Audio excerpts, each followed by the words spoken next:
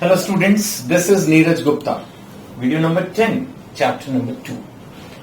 हम business accounting terms पढ़ रहे हैं कि कौन कौन सी टर्मिनोलॉजीज हमारे को अकाउंट्स पढ़ते वक्त काम आएंगी और ये काफी हद तक बिजनेस स्टडीज में भी काम आएंगी आपको। सो फिलहाल जो टर्म है अभी हमारे पास डिस्कशन के लिए जिसपे हमें अभी शुरू करना है वो है ट्रेड पेबल्स। आपको ध्यान होगा हमने रिसीवेबल्स के बारे में पढ़ा था। रिसीवेबल का मतलब क्या बताया था कि जब हमने कोई चीज उधार बेची तो उससे जो हमें पैसा लेना है डेटर से, दैट इज रिसीवेबल। अब इसका उल्टा है ट्रेड पेबल्स। हम उधार खरीद के भी तो ला सकते हैं सामान, और ये भी काफी कॉमन है। मैंने आपको पहले भी बताया था कि जो B2B ट्रांजैक्शंस हैं, B2B का मतलब बिजनेस टू बिजनेस। तो अब मैं सपोज एक सेलर हूं, दुकानदार हूं, ट्रेडर हूं, तो मेरे को उधार में माल मिल जाएगा। It's quite common, it's a common practice for years, हमेशा से है ये। तो जो मेरा सप्लायर ऑफ गुड्स है जिससे मुझे वो सामान मिला है, अब मैं बेचूंगा और उसके बाद मैं पैसे उसके वापस करूंगा। Normally this is the tradition, this is the system of business. तो जो मैंने उधार में माल खरीदा है जिससे क्रेडिट में, उसको बोलते हैं क्रेडिटर। क्रेडिटर के मुझे पैसे देने हैं। दिस इज माई ट्रेड, यानी बिजनेस से रिलेटेड पेबल, लायबिलिटी है मेरी, करंट लायबिलिटी है मेरी। अगर उसने मेरे से कोई बिल विल साइन करा लिया, प्रॉमिस करवा लिया, हाँ जी इस डेट को मैं पैसे वापस करूंगा, तो वो मेरा बिल पेबल हो गया। बात वही है। कुछ लोगों के लिए मैं क्रेडिटर हूं, मैंने प्रॉमिस किया हुआ दे दूंगा, कोई डेट फिक्स नहीं की, कोई लिखित में ऐसा कोई स्पेसिफाइड बिल जैसा कोई मैंने डॉक्यूमेंट नहीं बनाया, और कुछ ने मेरे से एक प्रॉपर डॉक्यूमेंट बना के साइन वाइन करा के रखे हैं कि इस डेट को मुझे पेमेंट करनी है। That is my bills payable. In any case दोनों ही सिचुएशन में वो मेरे सप्लायर ऑफ गुड्स हैं, दोनों ही केस में मुझे उनको पैसे देने हैं, बट फिर भी अकाउंटिंग पर्पस के लिए हम इसको सेपरेट लेके चलते हैं।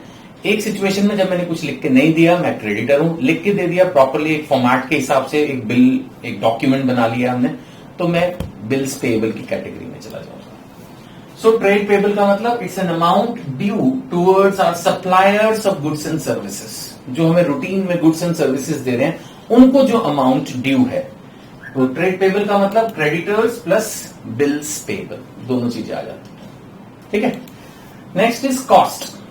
कॉस्ट क्या होता है? कॉस्ट का मतलब लागत, एक्सपेंडिचर। किसी भी चीज की कॉस्ट हो सकती है। जो हमने सामान खरीदा उसकी कॉस्ट क्या होती है? Purchase cost. अगर हमने कोई सामान बनाया, मैन्युफैक्चरिंग की, उसकी कॉस्ट क्या है? रॉ मटेरियल प्लस जो उसमें लेबर लगी, प्लस देखा जाए तो उसमें और जो दुनिया भर के खर्चे लगे, इलेक्ट्रिसिटी, रेंट, मेनी एक्सपेंसेस। उन सबको अगर मैं कैलकुलेट कर लूं तो that is my cost of manufacturing. जो मैंने सामान खरीदा, जैसे मैंने कहा purchase price, that is my cost of purchasing. किसी भी चीज में अगर मुझे कोई बिल्डिंग बनाने के लिए एक प्रोजेक्ट मिला है तो पूरी बिल्डिंग को बनाने में जो मैंने खर्चा किया, that is my cost of project, cost of building. तो एनीथिंग कॉस्ट बहुत ज्यादा इंपॉर्टेंट टर्म नहीं है, बट एक जनरल आपको कंसेप्ट क्लियर होना चाहिए, cost. Next is voucher. Voucher कुछ नहीं है, किसी भी बिजनेस ट्रांजैक्शन का प्रूफ। अब आजकल तो आप इतने फेमिलियर हो चुके हैं इस चीज से कि अगर आप कहीं पर आइसक्रीम भी खरीदने जाते हैं तो एक छोटी सी पर्ची सी दे देता है निकाल के, वही bill, cash memo, receipt, proof है ना। नहीं, अब जैसे मान लेते हैं कुछ एक्सेप्शनल केसेस में, जैसे अगर आप बस की टिकट खरीदते हैं तो वहां अलग से कोई बिल नहीं मिलता, उसमें बस की टिकट पर ही अमाउंट लिखा रहता है, तो वो अपने आप में ही एक वाउचर है। कई बार हम वाउचर हाथ से भी बनाते हैं। जैसे अगर आप प्रैक्टिकल लाइफ की मैं बात कर रहा हूं, सपोज आप एक ऑफिस में जॉब करते हैं और आपको अपने ही शहर में 20 किलोमीटर दूर कुछ काम करने के लिए भेजा गया।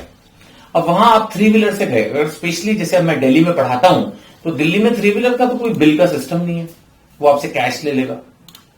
अब उसका कैसे प्रूफ होगा फिर? तो आपको हाथ से ही लिख के एक सेल्फ डिक्लेरेशन फॉर्म में बनाना होगा।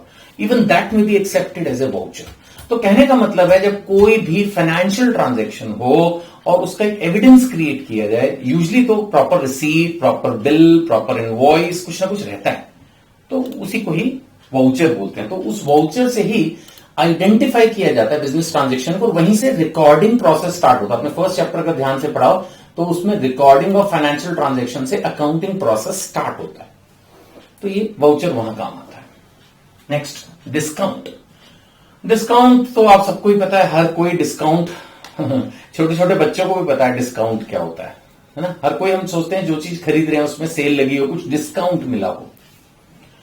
अब डिस्काउंट को अकाउंटिंग के सेंस में हम दो मेजर पार्ट्स में क्लासिफाई करके पढ़ेंगे। One is a trade discount and the other is a cash discount. अगर हम बात करते हैं ट्रेड डिस्काउंट की, तो ये हम देते हैं आमतौर पर हमारे पुराने कस्टमर्स को, ओल्ड कस्टमर्स को, या नया कस्टमर भी है लेकिन बल्क में खरीद रहा है, अच्छी क्वांटिटी ले रहा है, तो हम प्राइस कम कर देते हैं। That is called a trade discount. But accounting practices के हिसाब से, अकाउंटिंग प्रैक्टिसेस का मतलब ऐसा बहुत सारे अकाउंटेंट पास्ट में करते रहे हैं और अब ये एक ऑलमोस्ट एस्टैब्लिश्ड प्रैक्टिस बन गई है कि हम ट्रेड डिस्काउंट जब किसी को देते हैं तो प्राइस रिड्यूस करके अकाउंटिंग करते हैं। कहने का मतलब है, अगर हमने कोई चीज 100 रुपए में सेल की, हमारा पुराना कस्टमर था, हमने उसको 10% डिस्काउंट दे दिया, यानी 100 रुपए की चीज 90 रुपए में दे दी, 90 रुपीज में, तो हम उसकी अकाउंटिंग 90 रुपीज में कर देते हैं, बात खत्म। हम कहीं इस बात का जिक्र नहीं करते कि हमने उसको 10 रुपए ट्रेड डिस्काउंट दिया। हाँ, नीचे हम एक नोट, जिसको अभी हम सीखेंगे जब जनरल एंट्रीज को बताऊंगा, हम उसमें नीचे नरेशन लिखते हैं छोटी सी, तो उसमें जरूर लिख देते हैं, बट अदरवाइज एज सच कोई उसका अकाउंट नहीं क्रिएट होता, उसका कोई रिकॉर्ड नहीं, बस वो हमने डिस्काउंट कर दिया, बात खत्म हो गई। तो 100 रुपए की चीज हम 90 रुपीज में अगर बेच रहे हैं, बिकॉज वो हमारा ओल्ड कस्टमर है, बिकॉज की वो क्वांटिटी में ले रहा है या उसने बार्गेन कर ली, तो this is a trade discount. हम बस उसको लेस अमाउंट पर रिकॉर्ड करके काम खत्म कर देते हैं। तो ऐसा ट्रेड डिस्काउंट तो फिर अकाउंटिंग के सेंस में सिर्फ एक कंसेप्ट हुआ, क्योंकि अगर हमने 100 की चीज 90 में बेची और फिर बुक्स में 90 रुपए ही चल रहा है हर जगह। अच्छा, इवन जब मैंने 90 में दी तो सामने वाली पार्टी भी फिर उसको 90 में ही बुक करेगी, उसने 90 में लिया है, बात खत्म। वो उसको कहीं पर भी रिकॉर्डिंग में नहीं लाएगी। So I hope this concept is clear, trade discount. तो इसका मतलब क्या हुआ सर, आप ये कहना चाह रहे हो कि मोरलेस अगर क्वेश्चन में ट्रेड डिस्काउंट हो तो हम एज सच सिर्फ कंप्यूटेशन में लेंगे, अकाउंटिंग में नहीं। हाँ, यही है, हम उसको अकाउंटिंग में एज सच नहीं लेंगे, हम रिड्यूस्ड अमाउंट पर रिकॉर्डिंग कर देंगे, इससे ज्यादा कुछ इसका रेलेवेंस नहीं है। लेकिन हम कैश डिस्काउंट को, जो कि टाइमली पेमेंट के लिए मिलता है, उसकी रिकॉर्डिंग जरूर करते हैं। कैश डिस्काउंट क्या हुआ? कैश डिस्काउंट का मतलब क्या डाउन पेमेंट है? ना ना ना, टाइमली। अब माने जैसे सपोज अगर आप मेरे को सामान खरीदते वक्त अभी पैसे दे रहे हो, तो मैं आपको कैश डिस्काउंट ऑफर कर रहा हूं, मे बी। या ये भी हो सकता है कि मैं आपको कहूं 1 हफ्ते में पे कर दो, और आप 1 हफ्ते में पे कर दो, तब भी मैं आपको कैश डिस्काउंट दे रहा हूं। या 10 दिन में पे कर दो, आप 10 दिन में पे कर दो, तो भी मैं आपको कैश डिस्काउंट ऑफर कर रहा हूं। तो ये डिपेंड करता है कि कंपनी की पॉलिसी क्या है। बट यूजली कैश डिस्काउंट तभी दिया जाता है जब हम टाइमली पेमेंट करते हैं, लेकिन इसकी रिकॉर्डिंग हम प्रॉपर करते हैं। जब हम डिस्काउंट ऑफर कर रहे हैं तो एक तरह से ये हमारे लिए एक्सपेंस है, और अगर हमें कहीं से डिस्काउंट मिल रहा है तो ये एक तरह से हमारे लिए गेन है। इसकी हम प्रॉपर रिकॉर्डिंग करते हैं। यानी अगर हमने 100 रुपए की चीज 10 रुपए कैश डिस्काउंट में बेची है, तो हम एक तरह से वो 100 रुपए की प्रॉपर रिकॉर्डिंग भी करेंगे और 10 रुपए की रिकॉर्डिंग भी करेंगे, क्योंकि हमें डिफरेंस फिर कम ही पैसा रिसीव होगा, है ना। जब हम पहुंचेंगे ना जनरल एंट्रीज के चैप्टर में, यानी जब हम ये अकाउंटिंग प्रॉपर करना शुरू करेंगे कि किस तरह से बिजनेस ट्रांजैक्शंस को रिकॉर्ड करते हैं, तब ये जो आज थ्योरी बेस्ड मैंने आपको दिया ये काम आएगा। मैं एक बार रिपीट कर दूं, मैंने क्या पढ़ाया। मैंने कहा ट्रेड डिस्काउंट की हम रिकॉर्डिंग एज सच नहीं करते, हम रिड्यूस्ड अमाउंट पर ही रिकॉर्डिंग कर देते हैं। यानी 100 की चीज अगर 90 में बेची तो 90 में ही अकाउंटिंग हो जाएगी, बात खत्म। लेकिन कैश डिस्काउंट जो टाइमली पेमेंट के लिए करते हैं उसकी रिकॉर्डिंग करते हैं, यानी 100 रुपए की चीज फिर 100 रुपए की ही दिखाएंगे और 10 रुपए डिस्काउंट की रिकॉर्डिंग अलग से करेंगे।